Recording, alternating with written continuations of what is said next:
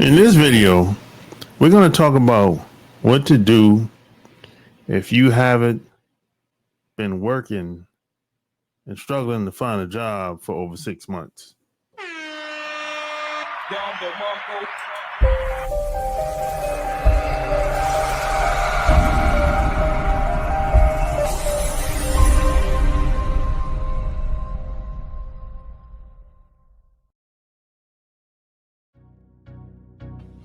So yeah, I got a question from somebody that's been following me on my podcast at Online Marketing Secrets Podcast, of course.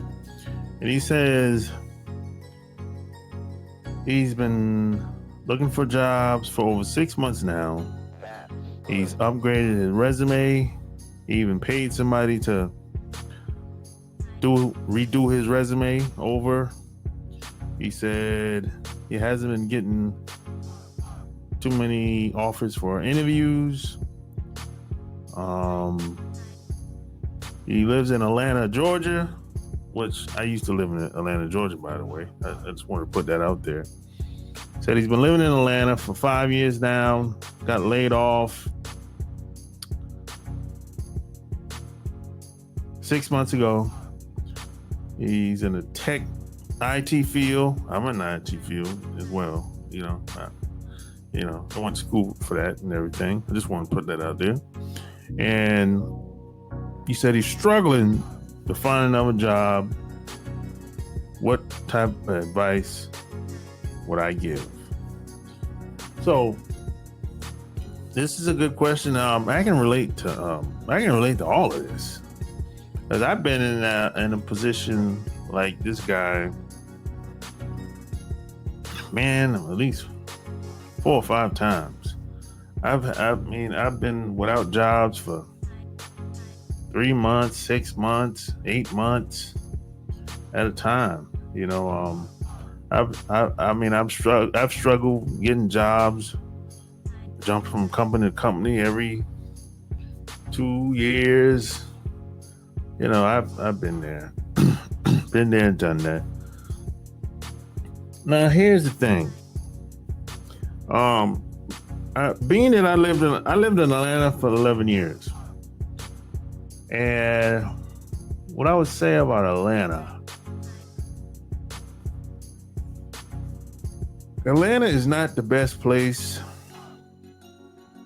to be unemployed. I would say that, and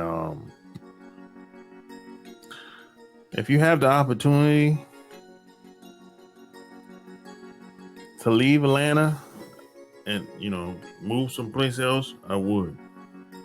It's not the best place to be unemployed. Atlanta is a type of city, in my opinion, that it pays to know people. If you don't know anybody, it's probably going to be very difficult. And when I say you don't know any, I'm talking about the movers and shakers, people that know people, and those people that know people that know how to make things happen. If you don't know people like that, and if you're not in music business, IT business, I just don't think it's worth living there. Unless you're some type of professional, a doctor, lawyer, or,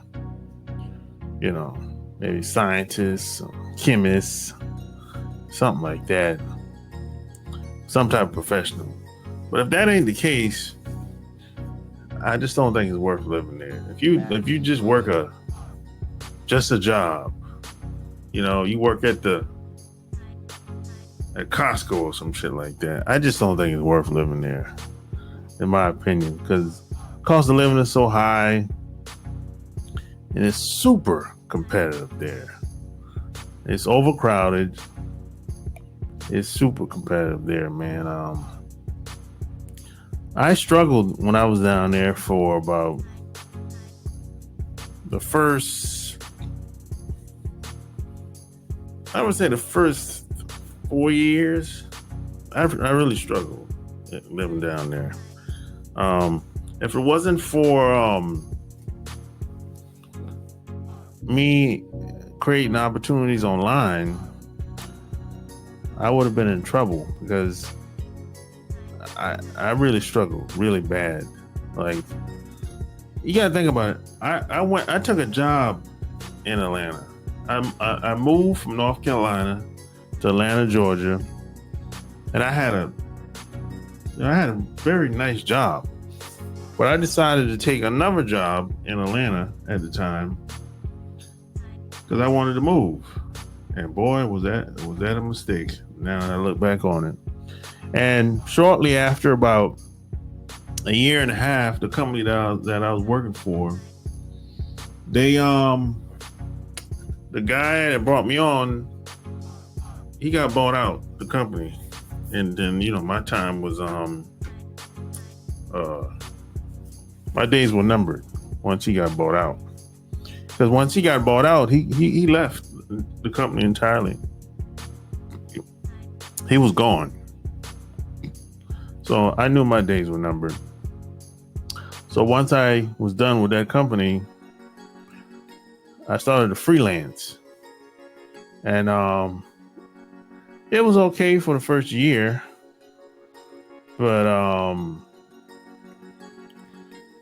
it got a little difficult, because number one, I never freelanced before, and I didn't know anybody that lived down there at the time. I didn't know anybody that would. I didn't know no movers and shakers, so I just made the best of it. I lived there for 11 years, and I ended up moving back to North Carolina. That's where I reside now.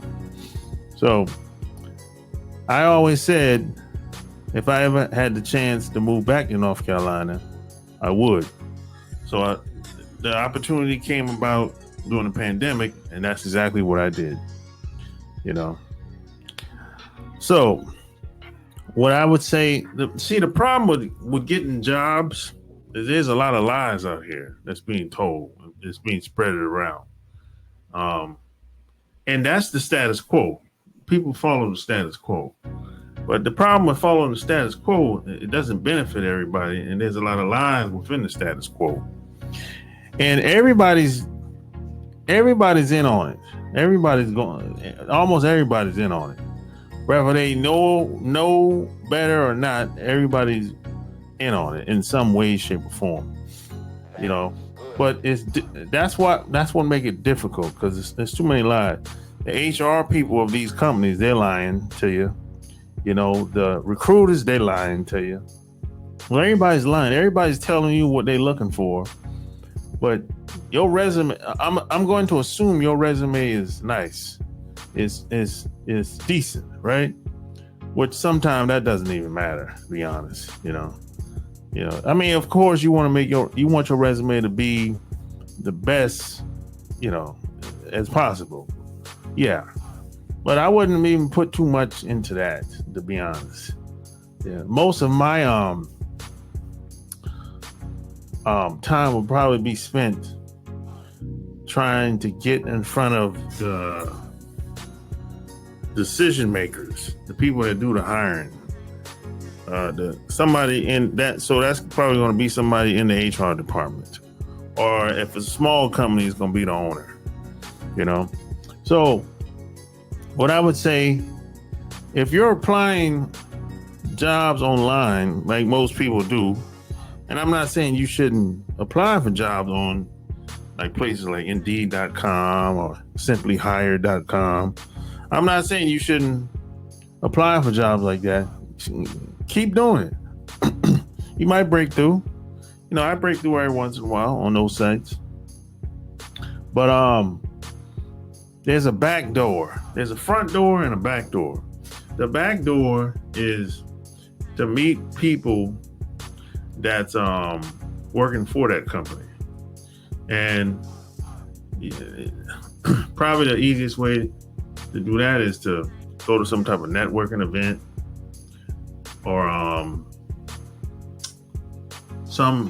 conference. So a lot of these big companies, they have conferences at least once a year, or they'll have some type of company outing somewhere, You know, it's probably something small. All of them do it.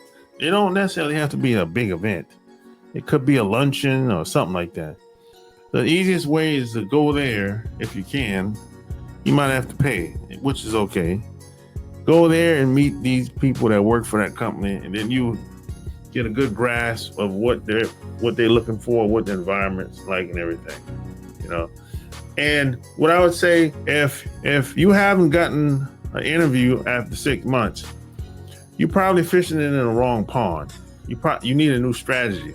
So that's why I said it's best for you to get out the house, get off the internet, and meet people in the flesh. Whether it's a conference, a company event, or a luncheon, or something like that. Meet people in the flesh for whatever company you want to work for, you know, or it could be one of those job type events as well. I would go there, you know, and meet people in the flesh, talk to recruiters, talk to these HR people in the flesh. That way you get a good feel of what they're looking for, and try to meet people that's actually working for these companies, the workers themselves, because a lot of them, they'll tell you the truth. See, the recruiters and the HR people, they'll lie to you. That's based on my experience. And this is why so many people have a hard time. And we already know that they discriminate a lot. We already know that. They discriminate because you're fat, you're black, they don't like your hair, they don't like the way you dress, and on and on and on. We already know that. But if you throw on top of that all the lies, that makes it even more difficult for a lot of people. They'll tell you, oh, your resume ain't good enough. Oh, you don't have enough experience. But see, those are lies, because they hire people with very little experience or no experience all the time. They hire people with, in my opinion, with subpar or bad resumes all the time. So you might have a good resume, it might get past the online filters, and somebody might say, hey, might send you email saying, hey, do you got time to talk? Like 15 minutes to talk tomorrow or whatever? And you say, yeah, right? They get you on the phone, they ask you 5 or 6 questions. After the questions, they say, you got any questions for me? And you say no. And then they'll say, well, I'm still talking to these people, a couple more people after you. And then I'm gonna have like a top 5 people, and I'm gonna bring them in for an interview or whatever. And whoop-de-whoop-de-doo. That's usually how it goes on the telephone, you know. That's usually how it is.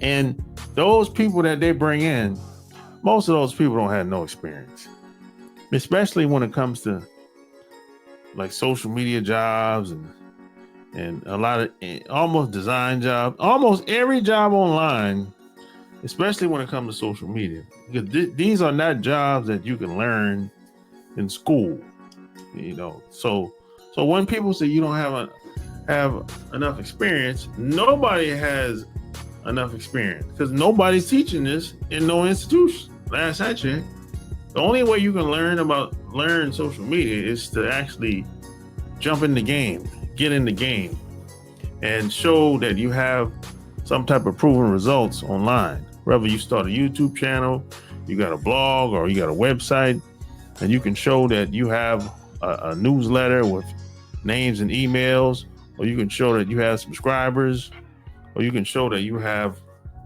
a successful blog or website.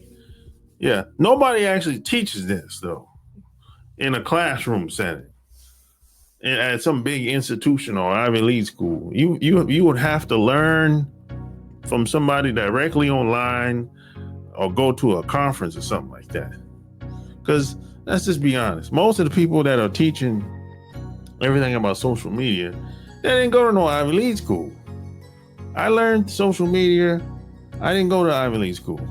I didn't go to no big institution. I learned from a guy that didn't even go to college about social media and direct response marketing and direct marketing. You know, These people, they didn't go to school. They just learned from somebody before them. They paid them just like I paid them, and they just learned through trial and error along the way. They made mistakes. Of course, it'd be less mistakes because they're not in the blind, you know. But they made little mistakes until they became an expert at it. That's usually how it goes. So that's why I don't listen to HR people. I take what they say with a grain of salt. You know, it's just like the HR person to tell you how to get a job, right? But that doesn't work in real life. You know, and the reason why I know it doesn't work because it took me 7 years to figure out that it didn't work. It doesn't work for most people. That's why a lot of people, like this guy, he's been out here for 6 months spinning his wheels. You know, so if you've been out here spinning your wheels for over 6 months, you need a new strategy. It's probably best to keep applying for jobs online, but meet people in person that are in the field you want to work in. And hopefully they work for the company you want to work for. You know, otherwise, you know, you're just spinning your wheels. And so you're fishing in the wrong pond. A lot of times the company we want to work for, they don't want us. And see, that's the problem. Sometimes you need to look for the companies that's probably willing to hire you. You know, so how do you get in front of those people? You got to go where they at. It could be LinkedIn. It could be in person somewhere. Like I said, at a luncheon, a company event, a job fair, somewhere. But you have to get in front of those people. So that's my advice. That's what I did. And it worked. But it takes time. It's not a one-shot deal type thing. And the way the job market is going today, you have to campaign for these jobs. It's not like a one-off. You apply one time and you send it and forget about it. No. You have to campaign these jobs. And you have to present your resume differently from everybody else. You know, that's how it's super competitive today, the marketplace, you know. So that's all I got. If you need any help with your resume, let me know by leaving your comment below. I can help you with your resume. I can, you know, help you upgrade your resume to, you know, help you put your best foot forward. Like, share this episode. Tell me what you think below. Until next time, I'm out. Peace.